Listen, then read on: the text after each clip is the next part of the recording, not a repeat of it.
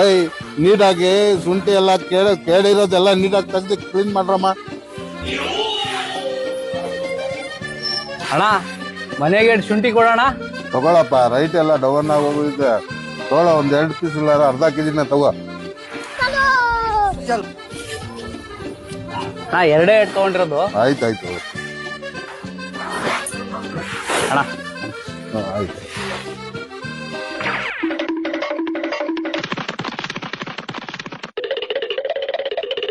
Hello, ಎಲ್ಲಿದ್ಯಪ್ಪ? ಹಾ,